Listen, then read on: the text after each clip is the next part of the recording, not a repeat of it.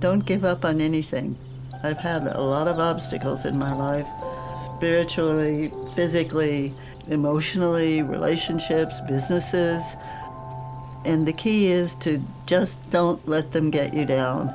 I had COVID 4 times and I thought, oh, okay, I'm done. I'm just old and I'll just sit around and wait to die. And then I went, wait a minute, no, that's not me. And so I made a conscious effort to say, okay, what would make me happy right now?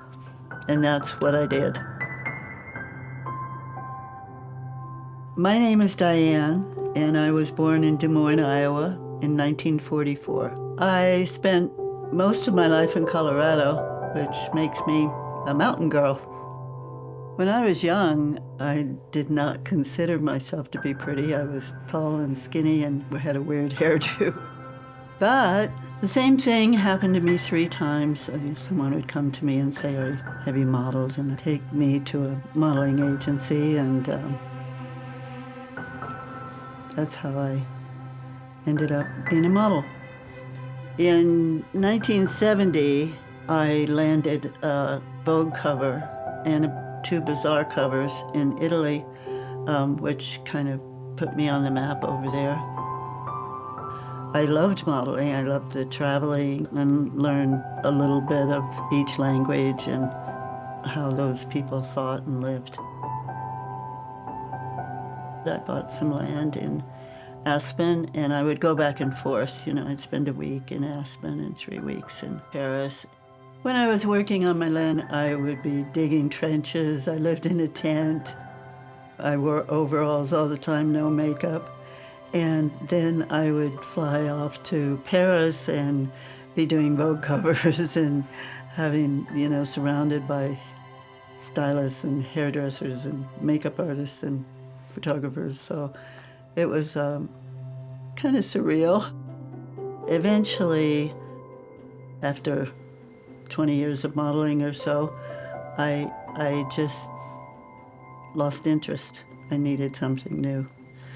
I met a man in Aspen, and he moved with me to Paris, and we started an antique business there. And to this day, I still deal in antiques. In 1983, I had my first and only child. My daughter is very successful, and I go to Denver often and visit her. In my 60s, I started to have female problems. It was cancer. It was very scary, but I made it. I think most of my fears in my older years are about the freedom to be who I am and do what I want to do. And anything that limits that scares me. I used to volunteer a lot. I used to work with homeless people in the Bowery when it was about as rough a place as you could find. I can't do those things anymore physically.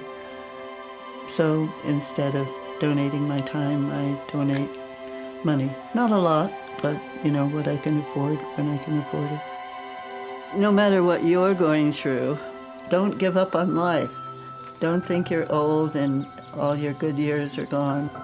And plan well, because you may live longer than you think. Life didn't stop when I retired, and it didn't stop when I got cancer. It didn't stop when I had COVID 4 times, and I'm still enjoying my life.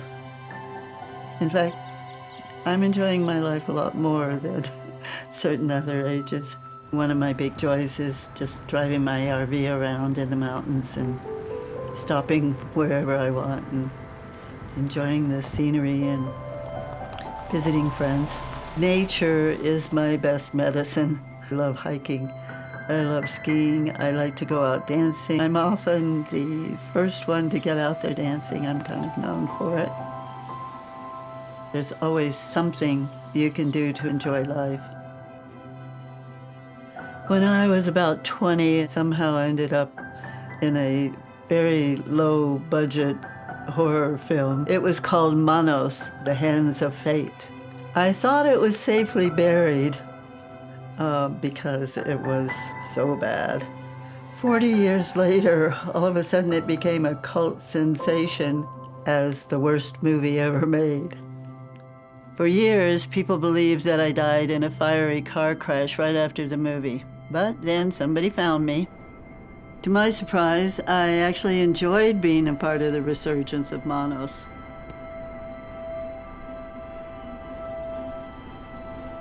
You never know what happens next.